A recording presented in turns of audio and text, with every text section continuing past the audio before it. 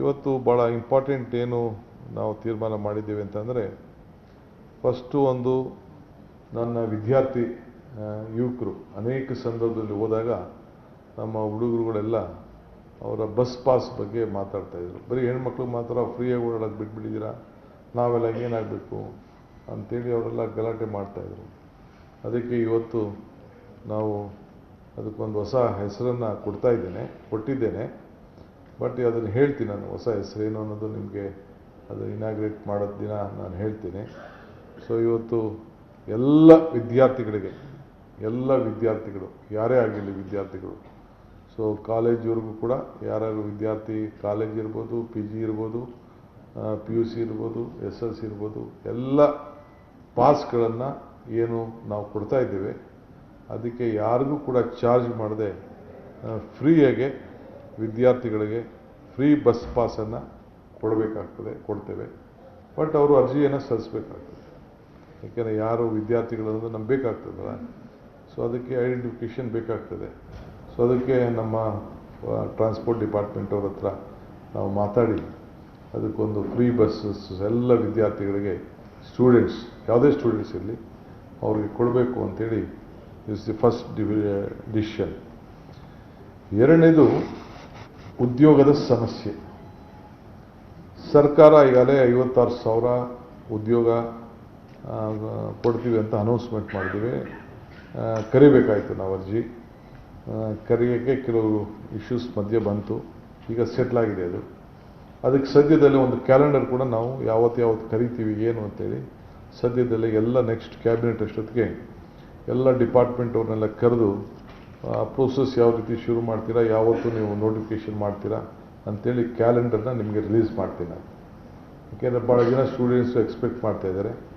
So ಅದಕ್ಕೆಲ್ಲ ಎಷ್ಟೇ ಕೆಲಸ ಇದ್ರೂ, ಎಷ್ಟೇ ಹುದ್ದೆಗಳು ಖಾಲಿಗಿದೆ, ಅದಕ್ಕೆಲ್ಲ ಒಂದು ಕ್ಯಾಲೆಂಡರ್ನ ಅನೌನ್ಸ್ ಮಾಡಲಿಕ್ಕೆ ತೀರ್ಮಾನ ಮಾಡಿದ್ದೇವೆ.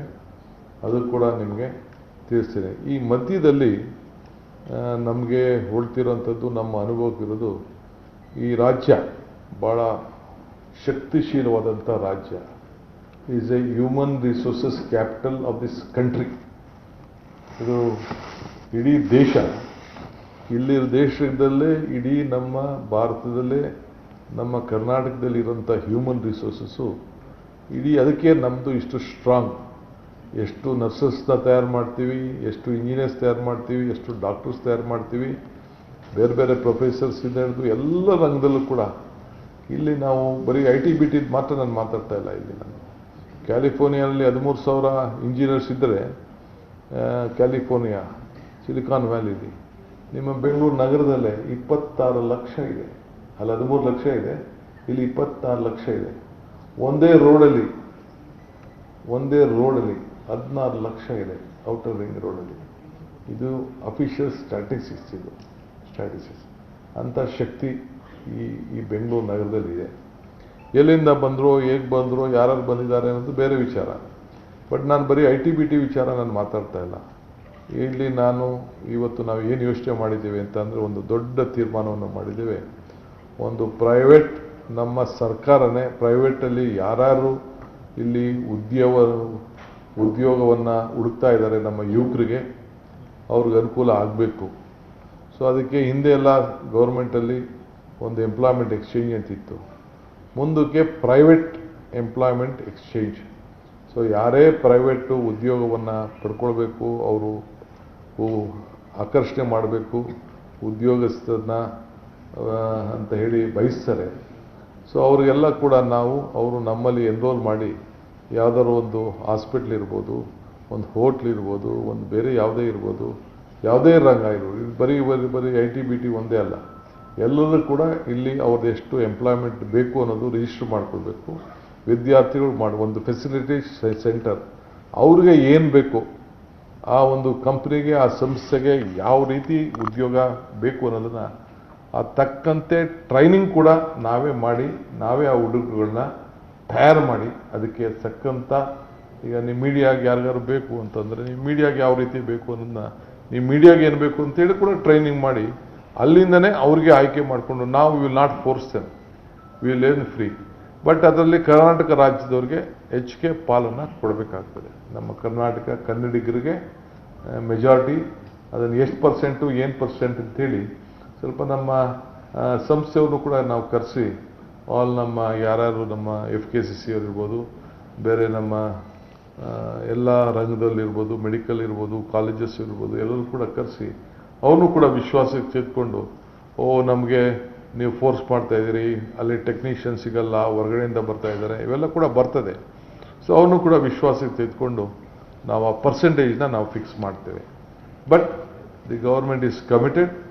ಈ ರಾಜ್ಯದ ಜನತೆಯ ನಮ್ಮ ಯುವಕರು, ವಿದ್ಯಾರ್ಥಿಗಳು, ನಿರುದ್ಯೋಗಿಗಳಿಗೆ ಈ ಉದ್ಯೋಗದ ಸಮಸ್ಯೆ ಬಗೆಹರಿಸಬೇಕು. ಇಲ್ಲೂ ಕೂಡ ಉತ್ತಮವಾದಂಥ ಯುವಕರು, ಯಾರಿಗೂ ಏನು ಕಡಿಮೆ ಏನಿಲ್ಲ.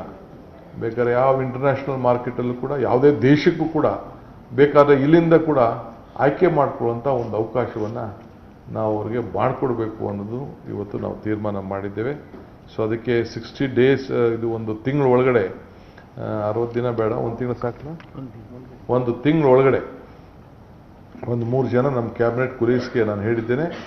ಅದ್ರ ಬಗ್ಗೆ ಕಂಪ್ಲೀಟ್ ಎಲ್ಲ ಮಾತಾಡಿ ಒಂದು ಇದನ್ನು ಮಾಡಬೇಕು ಅಂತೇಳಿ ಹೇಳಿದ್ದೇನೆ. ಸೊ ಒಂದು ತಿಂಗಳಷ್ಟೊತ್ತಿಗೆ ನಿಮಗೆ ನಾನು ಅದ್ರ ಡೀಟೇಲ್ನ ಯಾವ ರೀತಿ ಇರ್ತದೆ ಅಂತ ರಿಪೋರ್ಟ್ ಕೊಡ್ತಾರೆ.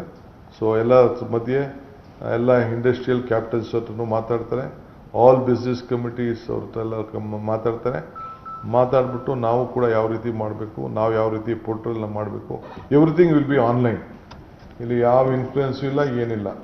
ನಾವು ಇಷ್ಟ ಏನು ಬೇಕು ಅವರು ಕೇಳ್ತಾರೆ, ನಮ್ಮ ಹತ್ರ ಏನು ಲಾಟ್ ಇದೆ, ನಮ್ಮ ಹತ್ರ ಎಷ್ಟು ಯುವಕರಿದ್ದಾರೆ, ಎಷ್ಟು ಜನ, ಎಲ್ಲ ಕೂಡ ಅವರು ರಿಜಿಸ್ಟರ್ ಮಾಡ್ಕೊಳ್ಬೋದು. ಆ ಕ್ವಾಲಿಫಿಕೇಷನ್ ಪ್ರಕಾರ ಅದನ್ನು ಮಾಡೋ ರೀತಿಯಲ್ಲಿ ಒಂದು ಫೆಸಿಲಿಟೇಷನ್ ಸೆಂಟರ್ ಟೈಪು ಇದನ್ನು ಮಾಡಬೇಕು ಅಂತೇಳಿ ನಾವು ತೀರ್ಮಾನವನ್ನು ನಾವು ಮಾಡಿದ್ದೇವೆ.